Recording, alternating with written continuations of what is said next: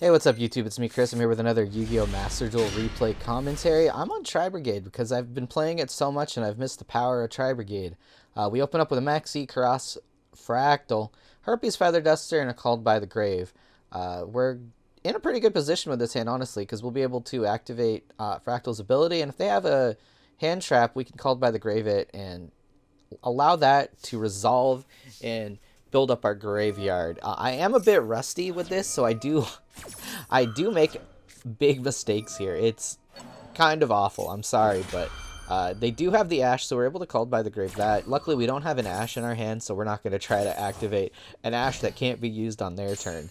Well, at least for now. Anyways, we're going to go ahead and we're going to pitch the kit, to pitch the Nerval, to add back a Fractal to our hand, which I think was a mistake, honestly. Well, it could have been fine, but then I go ahead and I activate Karas's ability, pitching the Fractal, putting it into the graveyard, and that was a mistake, because I could have used Faranjeet's ability, Faranjeet, I don't know, to put it out on the field, special summon it on the field, but I didn't do it that way.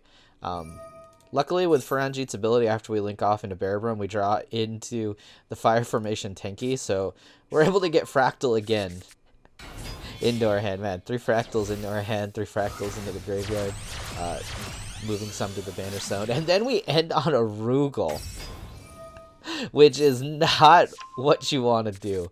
So we pitch the Maxi back, and then we set the Revolt. So this is a bad board. I'm honestly, like, at this point, I'm like, I can't believe it. I wanted to scoop, but I decided not to. And they go into the, or we see that they're Drytron, and they go ahead and they activate Zeta's ability, pitching the Meteonis. There, I'm going to activate Rugal's ability to bring a Karas onto the field that will return to our hand later, just in case.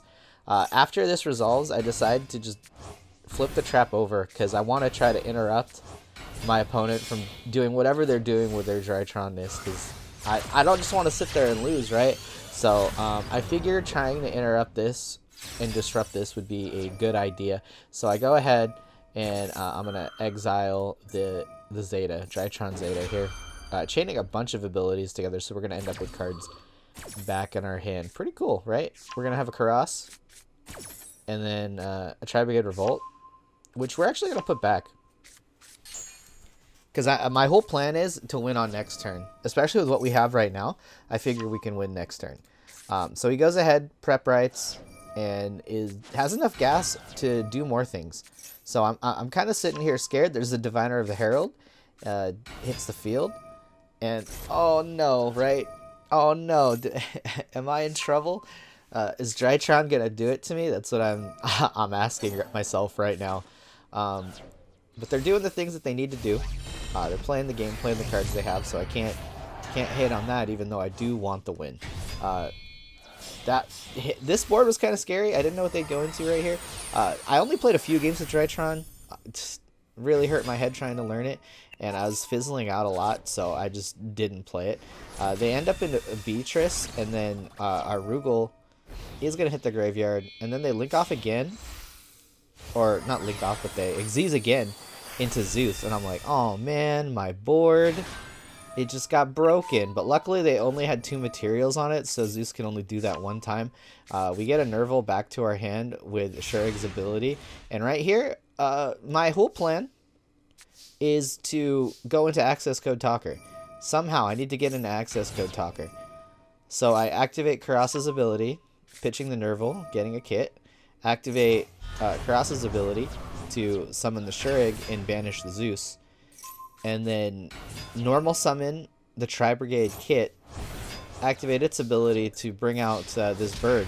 I'm not even going to try to say its name, but all we can do is crash into our opponent, because if I were to try to get into Access Code Talker, I'd have to link off all 4 of these, and I'm not about that. So I'm going to go ahead and I'm going to leave my opponent at 700 HP and summon Appaloosa with 4 negates, which is actually not so bad. They've got 2 cards. They'll have 3 cards in their hand. They've got 2 right now, but they're going to draw, right? So they'll have 3 cards in their hand, and they've got cards in the graveyard, so maybe 4 negates are enough.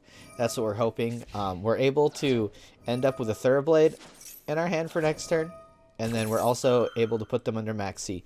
So things are looking okay as long as they don't, I don't know, wipe our board and then go into something crazy. But they start activating abilities, and I just start firing off negates on everything. Like, I'm trying to remember from memory what they do, but it's kind of hard. But so I'm just negating everything, even if it's something that's not worth negating. Maybe I negated something that was supposed to go through, but they end up putting something face down in defense position and ending their turn. We draw it into a Nibiru that doesn't matter because we're going to Exes the Thoroughblade into Zoodiac Borbo and just crash in directly, ignoring that face down defense monster. So good game here, even though I totally messed it up. But I'm having a lot of fun playing cards again. It really makes me want to play cards physically.